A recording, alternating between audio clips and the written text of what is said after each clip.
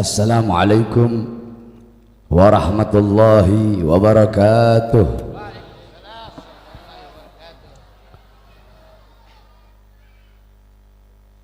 Alhamdulillahil qawiyyi sultanuh, al-wadihil burhanuh, al-mabsut fil wujud karamuhu wa ihsanuh. Allahumma salli ala nuril anwar وسر الأسرار وترياك الأغيار ومفتاح باب اليسر سيدنا ومولانا محمد المختار وآله الأطهار وأصحابه الأخيار عدد نعم الله وإفضاله. وبعد, yang saya cintai, yang saya muliakan, para alim ulama, para habaib, para kiai, para asatid, para tokoh masyarakat, para aparat pemerintah, wabil khusus Kiai Haji Abdul Hadi beserta seluruh para kiai dan alim ulama yang lain yang saya cintai, yang saya muliakan, segenap panitia peringatan apa ini? Peringatan Maulid Nabi besar Muhammad beserta seluruh hadirin hadirat, bapak-bapak, ibu-ibu, khususnya para pemuda-pemudi umat baginda Nabi besar Muhammad yang selalu dimuliakan oleh Allah Subhanahu wa taala. Saudara-saudara, kita duduk pada malam hari yang mulia ini untuk memuliakan, mengagungkan hari kelahiran Nabi Muhammad, bergembira, bersukacita, bersyukur dengan adanya dan lahirnya baginda Nabi besar Muhammad. Di dalam kitab Khawashi Syarwani ala Tuhfatul Muhtaj, kitab Khawashi Syarwani adalah kitab karangan Al-Imam Asy-Syarwani, yang dimana kitab tersebut adalah hasyiah daripada kitab Tuhfatul Muhtaj Al-Imam Ibnu Hajar Al-Haytami. Kitab Tuhfatul Muhtaj Al-Imam Ibnu Hajar Al-Haytami adalah syarah daripada kitab Minhaj Al-Imam An-Nawawi. Nah, dalam kitab tersebut Al-Imam Asy-Syarwani qala muallif, inna afdalal layali huwa lailatul maulidis syarif, thumma lailatul qadar, thumma lailatul jum'ah, thumma lailatul isra. Sesungguhnya malam yang paling utama, malam yang paling mulia, malam yang paling agung adalah malam kelahiran baginda Nabi besar Muhammad. Setelah malam kelahiran Nabi, baru malam Lailatul Qadar, baru malam Jumat, baru malam Isra. Nah, pertanyaannya, kenapa kok malam Maulid lebih utama, lebih mulia, dan lebih unggul daripada malam Lailatul Qadar? Padahal malam Lailatul Qadar adalah malam turunnya malaikat. Tanazzalul malaikatu warruh, turunnya malaikat dan turunnya ruh, yaitu Jibril. Malam yang lebih utama dari 1000 bulan, malam turunnya Al-Quran.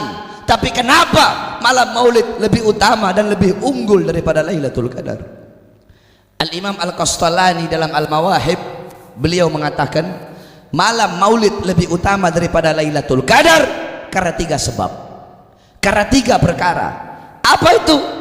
Yang pertama, malam Maulid adalah malam adanya Nabi di muka bumi, malam lahirnya Nabi di muka bumi. Sedangkan malam Lailatul Qadar adalah malam adanya dan turunnya malaikat di muka bumi. Adanya Nabi di muka bumi, lahirnya Nabi di muka bumi sudah tentu lebih mulia dan lebih utama daripada adanya dan turunnya malaikat di muka bumi. Itu yang pertama. Yang kedua, saudara-saudara, malam Lailatul Qadar adalah anugerah Allah untuk Nabi Muhammad. Anugerah Allah untuk Nabi Muhammad. Sedangkan malam Maulid adalah malam lahirnya sosok yang diberikan anugerah tersebut. Berarti kalau bukan karena kelahiran Nabi, tidak akan ada anugerah Lailatul Qadar. Sebagaimana dikatakan oleh guru kami Abuya Al-Imam As-Sayyid Al-Habib Muhammad bin Alwi Al-Maliki Al-Hasani, beliau pernah menukil perkataan daripada Al-Imam As-Sayyid Muhammad Amin Qutbi.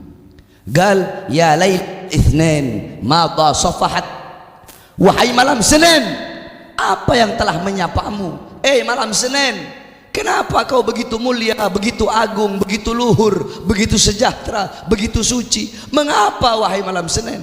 Apa yang telah menyapamu? Ternyata kau menjadi mulia, menjadi agung, menjadi sempurna karena berawal dari mula hari-hari yang mulia dalam Islam. Kalau bukan karena hari lahir Nabi, tidak akan ada hari-hari yang mulia dalam Islam.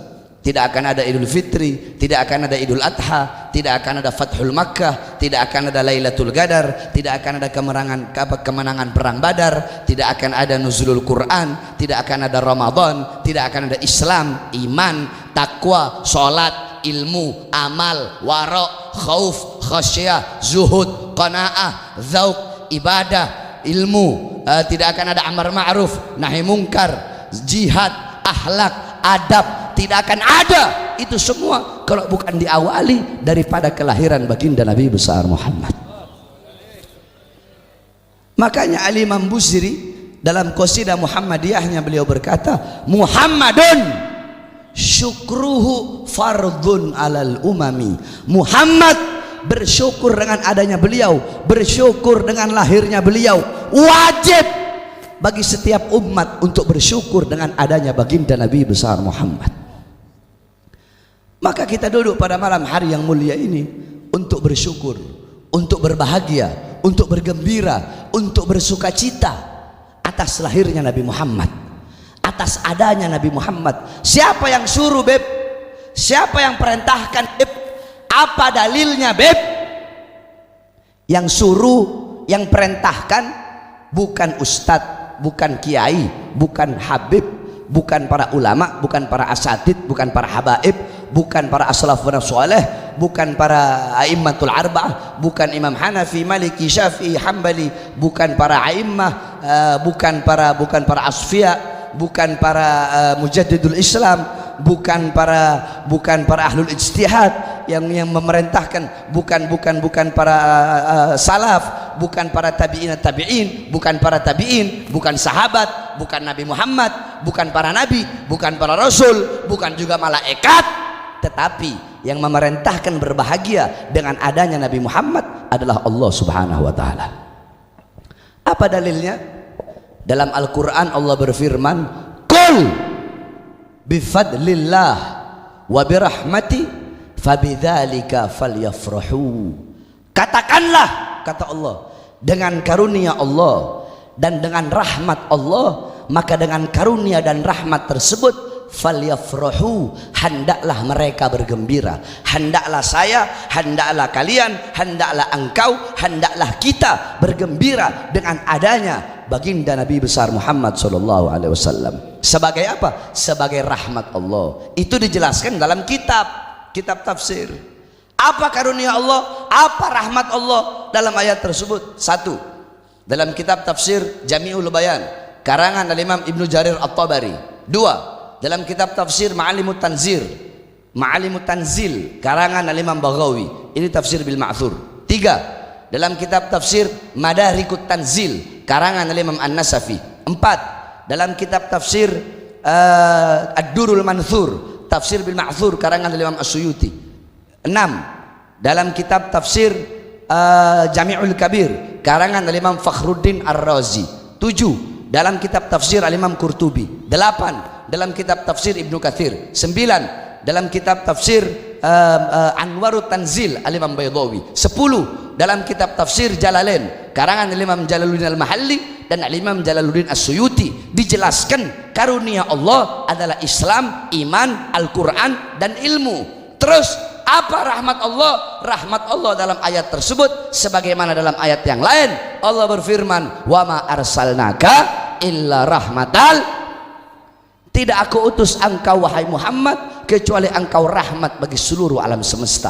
Bukan rahmat bagi sesama Islam saja, bukan rahmat bagi sesama manusia saja, tetapi rahmat bagi seluruh alam semesta. Nah, maka dengan adanya Islam, iman, Al-Quran dan ilmu sebagai karunia Allah, dan dengan adanya Nabi Muhammad sebagai rahmat Allah, hendaklah kita semua bergembira. Jikalau intisari daripada maulid adalah bergembira dengan lahirnya Nabi, maka berarti yang pertama kali memerintahkan bermaulid adalah Allah Subhanahu wa taala. Begitu saja. Tidak perlu cari-cari dalil-dalil yang lain. Wahabi bilang maulid bid'ah, ini bid'ah, ini bid'ah. Kalau intisari maulid berbahagia dengan lahirnya Nabi yang perintahkan Allah Subhanahu wa taala dalam Al-Qur'an yang ayatnya kul bifadlillah wa birahmati fabidzalika falyafrahu. Oleh karenanya, saudara-saudara sekalian yang dimuliakan oleh Allah Subhanahu wa taala, kita duduk di majelis maulid, pulang dari sini jadikan Nabi Muhammad sebagai uswah, sebagai gutwah, sebagai teladan, sebagai pedoman. Bagaimana kepribadian Nabi Muhammad? Pulang dari sini bawa kepribadian Nabi, bawa ilmu Nabi, bawa akhlak Nabi, bawa adab Nabi, bawa amar ma'ruf Nabi, bawa nahi mungkar Nabi. Jadikan beliau sebagai teladanmu, pedomanmu. Ikuti sunnah-sunnah beliau. Jangan jauh dari para pewaris keilmuan beliau. Dekati pewaris keilmuan, yaitu para ulama, orang-orang soleh. Dekati para penyambung lidah beliau. Cintai para penerus tongkat estafet perjuangan beliau. Saudara-saudara sekalian yang dimuliakan oleh Allah Subhanahu wa taala. Pertama, saya bahas bagaimana akhlak Nabi, bagaimana adabnya Nabi Muhammad sallallahu alaihi wasallam. Akhlak Nabi Muhammad begitu luar biasa. Akhlak Nabi, adabnya Nabi begitu luar biasa. Tidak ada manusia yang berakhlak seperti akhlak Nabi Muhammad. Sebab kata Nabi, ta'addabtu bi'adabin Nabi. Allah yang mendidikku, Allah yang mengajariku akhlak, sehingga sebaik-baiknya akhlak, sebaik-baiknya adab, sebaik-baiknya pendidikan adalah pendidikanku. Bagaimana akhlak Nabi? Bagaimana adab Nabi Muhammad SAW? Satu saat Sayyidina Abu Bakar As-Siddiq radhiyallahu anhu, Rasulullah sudah wafat. Beliau pergi kepada anaknya Sayyidatuna Aisyah. Wahai Aisyah, apakah aku telah melakukan semua sunnah-sunnah kekasihku Rasulullah? Kata Sayyidatuna Aisyah, ada satu yang belum wahai ayah. Apa itu? Rasulullah biasa pergi ke pasar untuk memberi makan pengemis yang buta. Maka pergilah Sayyidina Abu Bakar As-Siddiq untuk memberi makan pengemis tersebut. Padahal pengemis Yahudi yang buta ini selalu mencaci maki Rasulullah. Dia hina Rasulullah. Muhammad itu gila, Muhammad itu pendusta, Muhammad itu kahin, dukun, penyihir. Datang Sayyidina Abu Bakar As-Siddiq, dia suapi Yahudi yang buta tersebut. Ketika dia suapi, dimuntahkan oleh Yahudi tersebut. Ketika dimuntahkan, Sayyidina Abu Bakar bertanya, kenapa kau muntahkan? Engkau bukan orang yang biasa menyuapiku. Sebab orang yang biasa menyuapiku, dia kunyah dulu makanannya sampai lembut, karena dia tahu aku tidak memiliki gigi. Setelah dia kunyah makanannya sampai lembut, baru dia suapi ke mulutku. Sayyidina Abu Bakar menangis, saudara-saudara. Kata Sayyidina Abu Bakar apa? Orang yang biasa menyuapimu telah wafat. Ini Yahudi bertanya, emangnya siapa orang yang biasa menyuapiku? Orang yang biasa menyuapimu adalah orang yang setiap hari kau caci, kau maki, kau hina, kau fitnah. Dia adalah Muhammad Rasulullah. Ini Yahudi menangis. Dan apa kata dia? Saksikanlah bahwasanya aku masuk ke dalam Islam. Lihat bagaimana akhlak adab Nabi Muhammad. Pribadi beliau dihina, dicaci, dimaki, difitnah, beliau diam. Bahkan beliau membalasnya dengan kebaikan. Beliau dilempari kotoran onta, saudara-saudara. Dilempari dengan kotoran onta setiap mau pergi ke masjid. Kadang pakai perut onta yang sudah busuk dilempar. Satu saat beliau tidak dilempar. Beliau bertanya, kemana orang yang biasa melempariku kotoran? Oh, dia sedang sakit. Datang Rasulullah. Orang tersebut berkata, wahai Muhammad, apakah ketika engkau tahu aku lemah, engkau datang ke sini ingin membunuhku? Kata Rasulullah, tidak. Aku bertanya, kemana orang yang biasa melempariku? Ternyata sedang sakit. Maka aku datang ke sini membawa bungkusan ini, membawa buah untuk menjenguk dan membesukmu. Apa kata orang tersebut? Sanak saudaraku, temanku, orang-orang sanak saudaraku, teman-temanku tidak membesukku, malah engkau orang yang aku hina, yang aku caci, yang aku maki, yang aku lempari dengan batu, dengan kotoran onta, dengan perut onta, malah engkau yang mendatangiku. Saksikanlah aku masuk ke dalam Islam. Bagaimana akhlak Nabi, bagaimana adab Nabi. Dalam hadis beliau berkata, man adza dzimmiyan faqad adani. Barang siapa seorang muslim yang memusuhi kafir zimmi. Kafir itu ada 4, zimmi, harbi, muahad, muamman. Barang siapa yang memusuhi kafir zimmi, orang kafir tinggal di mayoritas muslim, dimusuhi, kata Rasulullah, sama seperti dia memusuhiku. Coba lihat, ada akhlak seperti akhlak Nabi? Apakah ada adab seperti adab Nabi? Bagaimana dengan hadis Nabi, man qatala muwahhadan lam yarih raihatal jannah? Barang siapa seorang muslim yang membunuh orang kafir yang memiliki perjanjian damai dengan umat Islam kemudian dibunuh, maka orang muslim yang membunuh orang kafir itu tidak akan pernah bisa mencium bau sorga. Coba lihat bagaimana akhlak Nabi, bagaimana adab Nabi Muhammad. Itu Nabi Muhammad ketika kepribadiannya dihina, ketika pribadinya dicaci, ketika pribadinya dimaki, beliau diam, beliau tidak membalas, bahkan beliau balas dengan kebaikan, saudara-saudara. Akan tetapi kalau sudah masalah agama, masalah syariat, masalah akidah, Nabi Muhammad tidak pernah tinggal diam. Kalau agama sudah dilecehkan, syariat dinodai, akidah dilecehkan, maka Nabi Muhammad manusia yang pertama kali wajahnya memerah untuk melawan kezaliman dan kemungkaran tersebut, saudara-saudara. Nabi Muhammad tidak pernah tinggal diam. Jadi sering saya katakan, para penceramah harusnya tawassut, tawazun. Apa itu tawassut? Apa itu tawazun? Yakni ada di tengah, di tengah.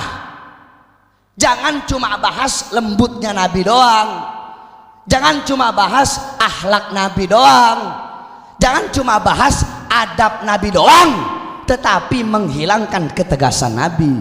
Lihat saya tadi, saya bahas adab Nabi, saya bahas akhlak Nabi, saya bahas bagaimana akhlak adab Nabi Muhammad, saya bahas bagaimana sopan santun Nabi, bagaimana rahmatan lil alamin Nabi. Tetapi di sisi lain, jangan yang lembut-lembut ini, pendakwah-pendakwah yang lembut, jangan menghilangkan ketegasan Nabi.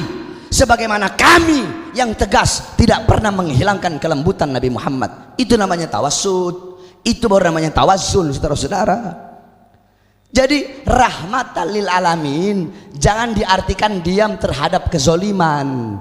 Rahmatan lil alamin jangan diartikan diam terhadap kemungkaran, jangan diartikan diam terhadap mungkarat, dalalat, sayyiat, mukhalafat. Salah besar. Lihat bagaimana ketegasan Nabi.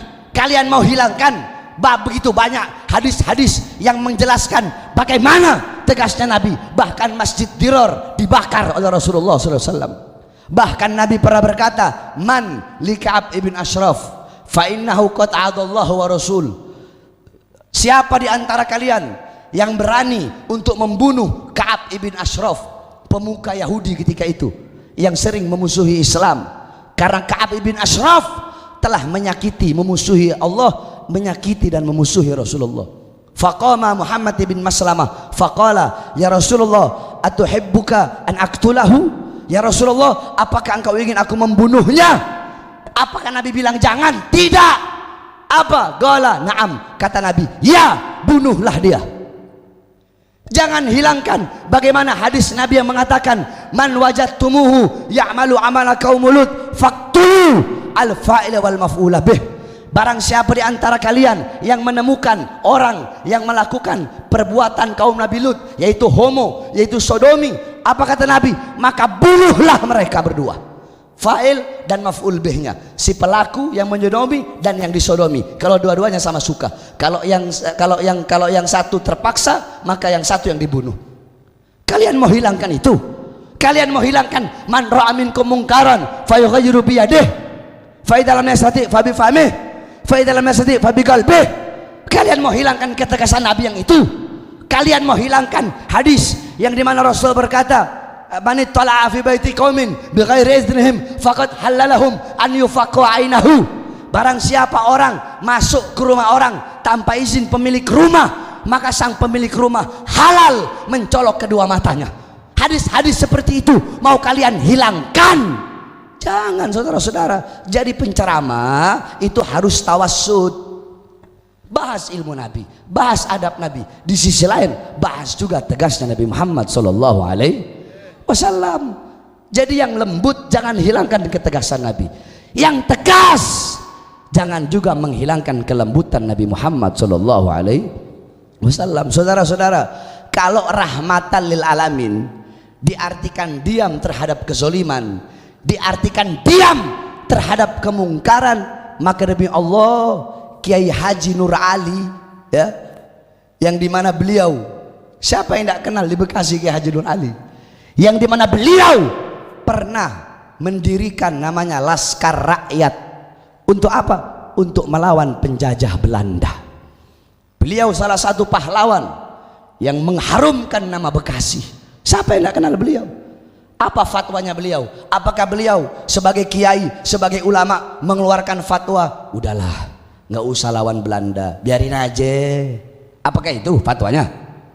Udah, Belanda nggak usah dilawan, biarin aja deh. Udah pakai akhlak, udah pakai adab, biarin aja, nggak usah dilawan. Tidak, saudara-saudara. Apa fatwanya beliau? Hah? Apa? Hei orang Bekasi, apa fatwanya Kiai Haji Nur Ali? Beliau mengeluarkan fatwa bahwasanya wajib setiap rakyat, setiap umat Islam Bekasi mengangkat senjata untuk melawan penjajah Belanda dan mengusirnya dari tanah Betawi, dari tanah negara kesatuan Republik Indonesia. Saudara-saudara, kalau rahmatan lil alamin diartikan diam terhadap kezoliman, ya nggak bakal Kiai Haji Nur Ali mengeluarkan fatwa seperti itu. Betul? Betul. Makanya jangan mensalah artikan rahmatan lil alamin. Itu yang ingin saya sampaikan, saudara-saudara.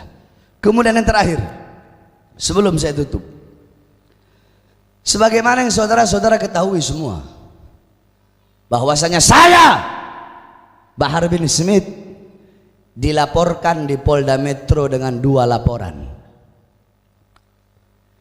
Laporannya apa? Laporannya berisi bahwasanya Bahar bin Smith diduga memelintir omongan dudung yang berkata bahwasanya Tuhan bukan orang Arab. Ingin saya sampaikan kepada kalian semua yang hadir di sini, saudara-saudara sekalian, jiwa saya bukan berani mati, bukan. Jiwa saya bukan mencari mati, bukan. Tapi jiwa saya adalah cinta mati kepada kematian. Saudara-saudara, saya sampaikan, jangankan cuma 1 laporan, jangankan cuma 2 laporan, jangankan cuma 3 laporan, 1, 2 atau 3 laporan, 1000 laporan yang dilayangkan kepolisian, saya Bahar bin Ali bin Smith tidak akan mundur walaupun sejengkal di dalam melawan kezaliman dan menyampaikan kebenaran. Saudara-saudara,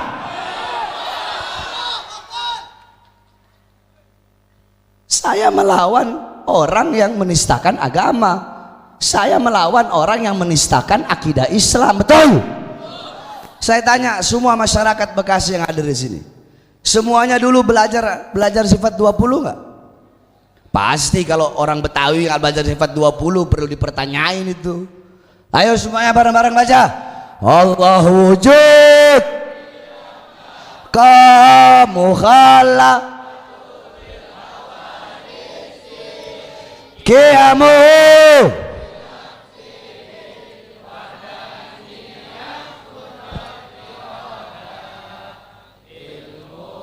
hayat sama,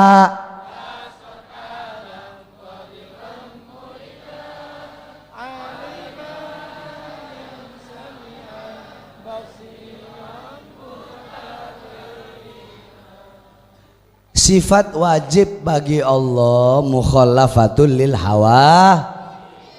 Allah itu berbeda dengan makhluk ciptaannya, betul? Laisa kamislihi, laisa kamislihi. Allah itu tidak serupa, tidak sama dengan sesuatu apapun. Nah, saya tanya, semua jawabnya bareng-bareng ya. Andaikan saya nih nanya ke saudara-saudara, saya tidak mau, saya tidak berbicara dengan saudara-saudara, saya tidak berbicara dengan bahasa Arab.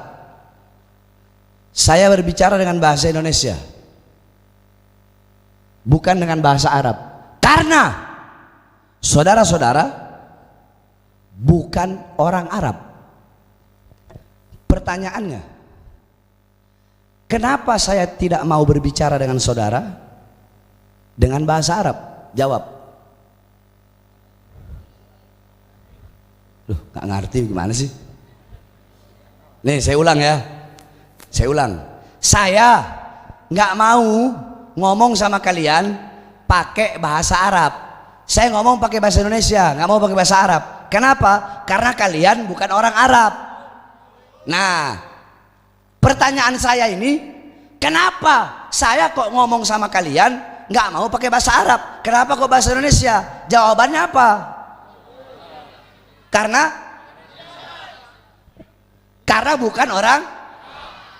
Karena bukan orang. Iya, orang Indonesia. Karena bukan orang.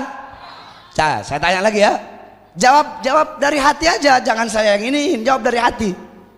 Saya nggak mau berbicara dengan kalian pakai bahasa Arab, pakai bahasa Indonesia saja. Karena kalian bukan orang Arab. Pertanyaannya, kenapa saya tidak mau berbicara dengan kalian pakai bahasa Arab? Kenapa pakai bahasa Indonesia? Jawab. Apa? Karena bukan orang. Itu jawabannya. Sama nggak seperti apa yang dikatakan Dudung? Jawab. Sama tidak? Sama. Kalau Dudung bilang Tuhan bukan orang, dia nggak salah. Tapi nggak mungkin dia bilang Tuhan bukan orang, berhenti di situ aja. Sebab konteksnya dia sedang membahas tentang doa. Iya kan? Kalau memang benar, cukup Dudung bilang begini aja. Saya kalau berdoa pakai bahasa Indonesia. Saya tidak pakai bahasa Arab. Karena Allah itu maha mendengar. Kalau gitu kan enak. Benar nggak? Kalau itu menyamakan Allah nggak? Enggak. Saya tidak mau, saya kalau doa itu pakai bahasa Indonesia. Saya tidak pakai bahasa Arab, nggak pakai bahasa Cina, nggak pakai bahasa Inggris. Karena Allah maha mendengar. Benar nggak kalau seperti itu? Benar nggak? Saya tidak berdoa dengan bahasa Arab karena Tuhan bukan orang Arab. Benar apa salah? Benar apa salah? Letak kesalahannya dua. Di mana? Satu, letak kesalahannya di orang. Dia berarti telah menyamakan Allah dengan orang. Apa itu orang? Ra'a bi'alatil ain, sami'a bi'alatil udhun, takallama bi'alatil lisan, masya bi'alatil yadin, masya bi'alatil rijlain, dhaqa bi'alatil galab. Orang itu melihat dengan alat. Jawab, melihat dengan alat. Mendengar dengan alat. Berbicara dengan alat. Lidah. Menyentuh dengan alat. Berjalan dengan alat. Merasa dengan alat. Itu namanya orang. Butuh kepada sesuatu. Butuh mata untuk, butuh telinga untuk. Itu orang. Nah, apakah Allah seperti itu? Hah? Itu satu. Dan andaikan dia nggak bawa orang, andaikan Dudung nggak bilang orang, dia cuma bilang karena Tuhan bukan Arab, tetap juga itu menistakan agama. Kenapa? Karena berarti dia mensifatkan Allah punya etnis. Apa etnisnya? Arab. Sedangkan Allah tidak beretnis, tidak berbangsa, dan tidak serupa dengan makhluk ciptaannya dengan apapun. Betul? Betul. Nah, makanya sekarang saya tanya, ini penistaan bukan? Penistaan bukan? Penistaan bukan? Merusak akidah bukan? Ini merusak akidah. Kita tegur, kita nasihati, kita kritik. Kita kritik malah kita dilaporkan. Udah gitu yang ngelaporinnya bukan Dudung lagi, yang ngelaporinnya orang lain, saudara-saudara. Yang ngelaporinnya orang lain. Udah begitu pernyataan seperti itu ada yang bela, bahkan ulama ikut membela, saudara-saudara. Oleh karenanya saya sampaikan, saya pesankan kepada kalian semua yang hadir di ini majelis, cukup selama ini kalian bungkam, selama ini kalian diam. Sekarang saatnya bagi kalian untuk bangun, untuk bangkit lawan kezoliman. Dari manapun datangnya kezoliman itu, dari manapun datangnya kemungkaran itu, dari manapun datangnya ketidakadilan itu, mau dari pejabat, mau dari pemerintah, mau dari ulama, mau dari ustadz, mau dari siapapun. Kalau mereka melakukan kezaliman, mereka mengeluarkan kebijakan-kebijakan yang merugikan Islam, merugikan rakyat, menyengsarakan rakyat, maka wajib bagi kalian para pemuda-pemudi Indonesia bangkit melawan sampai titik darah penghabisan, saudara-saudara. Saya tanya semuanya, siap berjuang? Siap berjuang? Siap bangkit? Siap melawan? Allahu Akbar! Allahu Akbar! Allahu Akbar! Kalau orang-orang di luar sana saja mereka berani membela Dudung yang telah menistakan agama, yang telah menyamakan Allah dengan makhluk. Orang-orang di sana berani membela. Kenapa? Kalau mereka saja berani bersuara untuk membela kezoliman, untuk membela yang telah menistakan agama, terus kenapa kita tidak berani untuk melawan yang menistakan agama Islam, saudara-saudara? Kalau mereka berani membela, maka kita harus lebih berani untuk melawan. Betul? Betul. Oleh karena jangan pernah takut, jangan takut, jangan pernah takut untuk menyampaikan kebenaran dan melawan kezaliman. Ini Bahar bin Smith di berita, Bahar bin Smith berani ceramah karena ada backing. Backingnya siapa? Cikehas. Backingnya siapa? Cendana. Backingnya Habib Bahar Cikehas katanya. Backingnya Habib Bahar Cendana.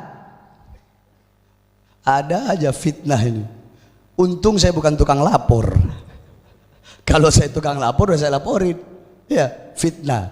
Cuma saya bukan tukang lapor. Gak ada backing. Backing saya siapa? Mau tahu? Allah. Saya menggantungkan harapan saya kepada Allah. Hidup mati saya serahkan kepada Allah. Kalau emang udah saatnya mati, mau dimanapun, mau kapanpun ya mati. Mau di dalam baja, tembok baja kayak gimana, tetap aja mati. Tapi kalau belum mati, walaupun kepala terpisah dari jasad, ya nggak bakal mati kalau belum saatnya untuk mati. Ada lagi yang fitnah, bukan hanya itu. Bahar bin Smith dan bahasanya mereka, Bahar bin Smith dan Rizik Syihab itu mereka hidup mewah karena didanai. Ada majikannya katanya, ada bosnya. Ada memang majikan kita ada. Majikan kita ada. Siapa majikan kita? Allah. Siapa majikan kita? Rasulullah. Siapa majikan kita? Para sahabat Nabi Muhammad, para as-salafun saleh, yang dimana kitab-kitab beliaulah yang kita pakai untuk menyampaikan hal-hal dalam ceramah, saudara-saudara. Enggak ada. Kita orang, saya udah bilang kan, saya baru keluar dari penjara, langsung saya ceramah. Saya udah bilang, resikonya kita orang ini, ya, paling kecil itu di penjara. Itu paling kecil. Paling besarnya dibunuh, diracun, dimusnahkan, dihilangkan, dibinasakan, ditiadakan. Bisa dicincang-cincang tubuh kita, bisa jadi sampai halus, sampai nggak ada. Pokoknya itu risiko terbesar. Tapi kenapa kami rela mengambil risiko itu? Demi tegaknya agama Islam kakek kami baginda Nabi besar Muhammad. Kenapa kami berani mengambil risiko tersebut? Demi demi bangsa, demi rakyat, demi Pancasila, dan demi keutuhan negara kesatuan Republik Indonesia, karena kami tidak rela dengan para penguasa, dengan para pemerintah yang semena-mena, seenak-enak udelnya mengeluarkan kebijakan-kebijakan yang menyusahkan rakyat, yang merugikan rakyat dan menguntungkan asing, saudara-saudara. Sehingga kami ambil resiko tersebut. Penjara paling rendah, dibunuh itu yang paling berat. Makanya sering saya sampaikan, bagi Bahar bin Smith, jangankan cuma di penjara kecil-kecil, jangankan cuma di penjara, saya Bahar bin Smith, demi Allah, demi Islam, demi para ulama, demi para habaib, demi para kiai, demi bangsa, demi Merah Putih, demi Garuda, demi Pancasila, demi UUD 45, demi kedaulatan Indonesia, demi NKRI, demi bangsa dan rakyat Indonesia, jangankan cuma di penjara, nyawa saya, jiwa saya, darah saya murah harganya, tumpah demi bangsa dan rakyat Indonesia, saudara-saudara. Saya nggak ada urusan, saya tidak ada urusan, saya nggak ada urusan, saya takut kepada Allah. Nggak ada saya takut kepada makhluk siapapun, mau jenderal, mau presiden, mau siapapun, tidak ada. Rasa takut saya hanya kepada pencipta saya, yaitu Allah Subhanahu wa ta'ala. Oleh karenanya saudara-saudara, bangkit.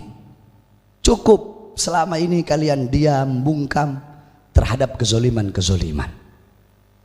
Yang saya tanya semua yang hadir, khususnya pemuda-pemuda, siap bangkit? Siap bangkit? Siap berjuang untuk Islam? Siap berjuang demi NKRI? Bagi kita NKRI harga mati, betul?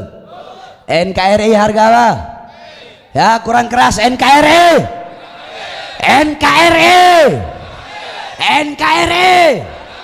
Pancasila,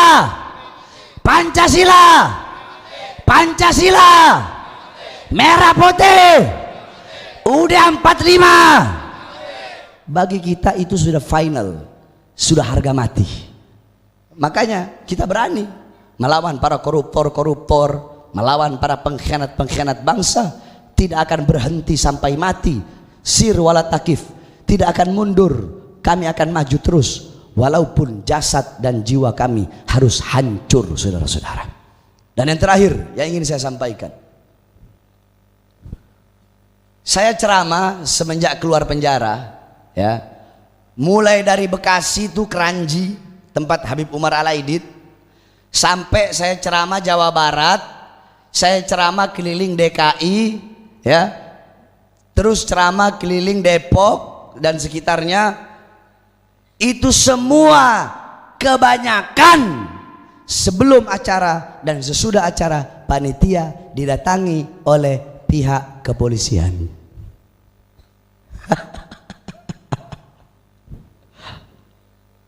Saya mau tanya, panitia ini didatengin nggak? Panitia yang sekarang didatengin nggak? Enggak. Alhamdulillah. Soalnya sebelum saya ceramah di sini tadi, panitia yang acara harusnya kan tadi kan acara pagi tuh di Babelan. Karena saya ketiduran, saya bangun jam 2-an, jam 2, jam setengah 3. Jadi saya datang, kesian mereka udah nunggu kan. Jadi tadi udah nggak ada orang. Tapi begitu saya datang, langsung full rame, masyarakat yang ngumpul semua. Akhirnya di situ saya sampaikan permintaan maaf. Saya tanya, gimana? Oh iya Beb, kita didatengin sama dari TNI, dari Polri, begini. Banyak, saudara-saudara. Terus emang kenapa? Iya, mereka tanya, kenapa sih yang ceramah harus Habib Bahar? Emang nggak bisa penceramah yang lain? Jadi kalau acara penceramahnya Bahar bin Ali bin Smith, kebanyakan didatangi sama pihak polisi. Pertanyaannya, kenapa kok hanya acara Bahar yang ceramah Bahar bin Ali bin Smith? Saya tanya, banyak nggak acara maulid lain? Banyak nggak? Banyak nggak yang penceramahnya bukan Bahar bin Smith? Banyak nggak? Nggak didatengin sama mereka. Yang didatengin hanya acara yang ceramahnya Bahar bin Ali bin Smith. Wow, didatengin saudara-saudara.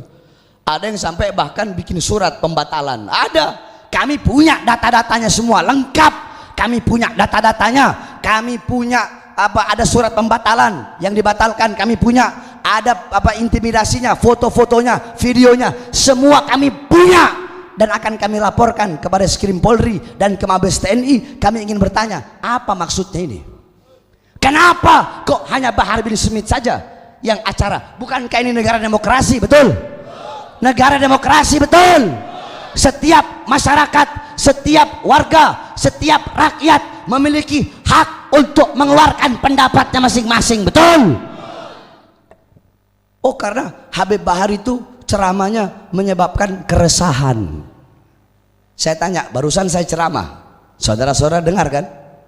Resah nggak? Resah nggak?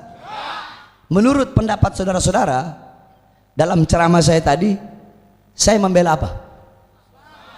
Terus negara, terus rakyat. Merasa resah nggak? Berarti kalau tidak meresahkan masyarakat, yang resah siapa? Bukan pemerintah. Saudara-saudara, mulut saya ini kayak alkohol. Bapak-bapak tahu alkohol?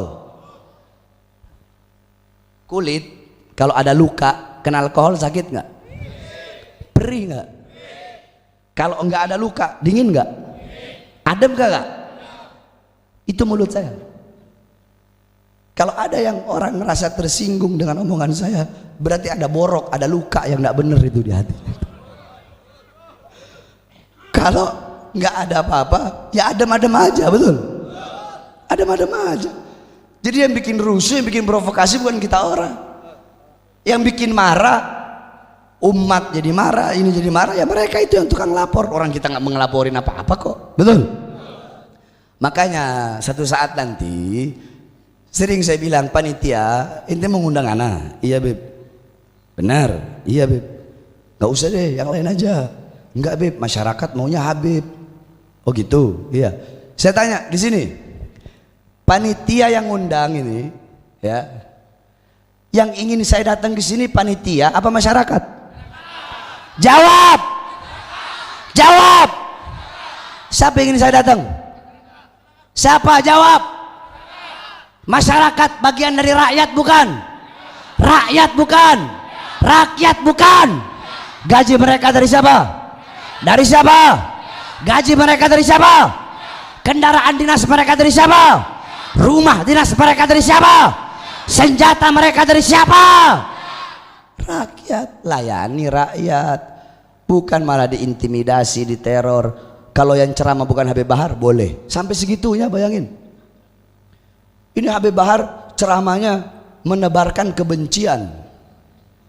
Emang betul menebarkan kebencian. Nah, jadi nanti kalau ada panitia yang mengundang saya, terus ada polisi atau dari tentara atau dari aparat pejabat RT RW lurah camat atau siapapun nanya, ngomong, Habib Bahar ini kan ceramahnya kan menyebarkan kebencian. Jawab, iya benar. Habib Bahar memang menyebarkan kebencian. Kebencian terhadap apa? Kebencian terhadap kezoliman. Habib Bahar menyebarkan kebencian terhadap apa? Terhadap kezoliman. Terhadap apa? Terhadap kemungkaran. Terhadap apa? Terhadap kemaksiatan. Terhadap apa? Terhadap ketidakadilan. Berarti kalau ada yang melaporkan ceramah Habib Bahar atau tersinggung bilang ceramah Habib Bahar menebarkan kebencian, berarti dia adalah pelaku kezaliman. Iya kan? Masuk akal nggak? Iya dong.